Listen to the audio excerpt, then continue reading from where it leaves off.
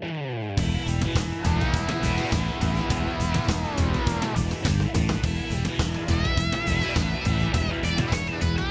back to our next segment. We've got a couple of great friends here from the Canada Theatre. We've got Paul Benke, who is the Director of Publicity, and we've also got Rom Fignon, who is the, let me see if I can get this right, your head of set construction, and you're also a design consultant on curling. On the curling aspect of it. Great. So you guys are producing the Black Bonspiel of Wullie MacCrimmon. Yeah. By one of my favorite authors, W.O. Mitchell. Yeah. Say it with the Scottish accent. No, I don't do a Scottish accent. Sorry. But I think a lot of our viewers are probably going to be familiar with W.O. Mitchell. May not be familiar with this play. Right. So maybe, Paul, you can tell us a bit about the story. Sure. Wullie MacCrimmon right now is a shoemaker. It's a set actually out west, Wild Rose, Alberta, 1930s. He and a group of his curling buddies get together and they have some very interesting competition against a very interesting opponent.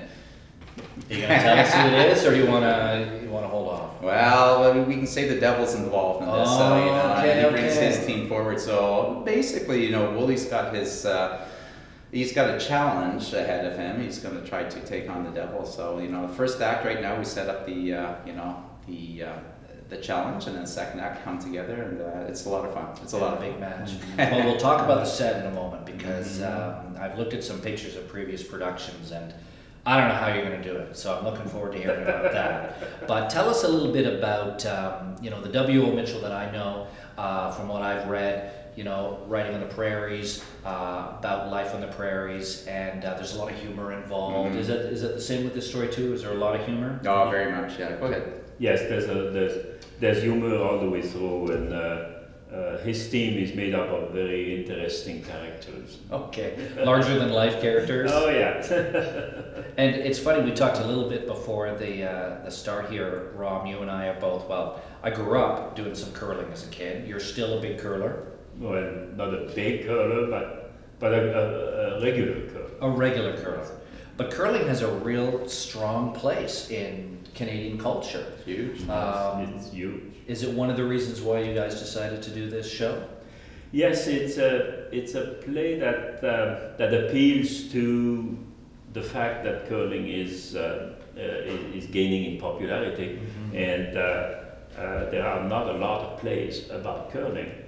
And there's a good reason for it. It's because it's very technically challenging. Yeah. So. Well, let's talk about that, because Rom, you're the head of set construction, and as I said, I've seen some ingenious designs. The first act, I guess, takes place in a shoemaker's house.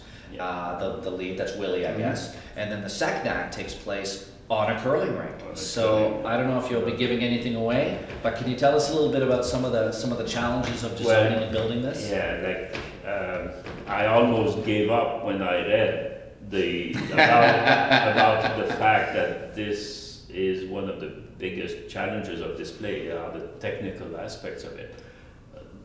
The first one is the fact that the set is huge in the first act, because it's a whole workshop, and there's a street and a bordello and a funeral home and all that. So this is a huge set to begin with on Act 1, and that whole thing has to disappear for Act 2. So just technically to set all of that up was a challenge, but also the curling aspect. When you get into the curling, the things I've read about how people handled the curling came from everything from having the stones with little strings to pull them on the ice to get to the right spot, and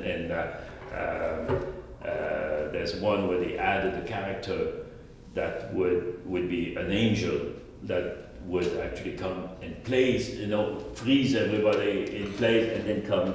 So that, these are the types of things that people have had to come up with. Well, I like your idea here, Ron. This is something that you've come up with? Yes, I had to do a lot of research on that to come up with a stone that would behave a little bit like a stone does on a rock. But because the real curling stones are so heavy, they never really behave correctly unless they're on a nice surface. So I ended up with a design where it's made of wood, and those are called ball transfers that they're used on rolling like UPS, you know, that they have them, and they roll the boxes on like on a conveyor belt. Like a conveyor belt type of thing, you know that. They roll, and then, you know, they put them to different places. So this is a real ball bearing, and it creates that with the wooden rock, the weight of the wooden rock and those involved, it behaves very similarly to. It's amazing. That's ingenious. And with the rubber around them, they actually even bounce off and get the. So I think the curlers in the audience will be thrilled to see the actual curling and see, you know, how we also have some tricks to make the actors slide, you know, the way people slide on the ice, pushing themselves with the foot, like, so we're still trying on that to have some tricks about that. So I think we're trying to make it fun, because the play has two levels. One level is the fact that it's a very whimsical thing. It's, you know, not too often do people curl against the devil, that kind of thing. But that aspect you can do whatever you want, because there's no realism in it. But the curling aspect is very realistic. People want to see that that's a real thing that they can hang on to. So there's the two aspects of it, and we're hoping that to give the audience a good experience. Please, I encourage everyone to come out to Canada Theatre and to see the Black Bonspiel of Wullie MacCrimmon. Plays from May 12th to May 23rd. Hurry hard. What can go wrong if you have a Scotsman, the devil, and curling?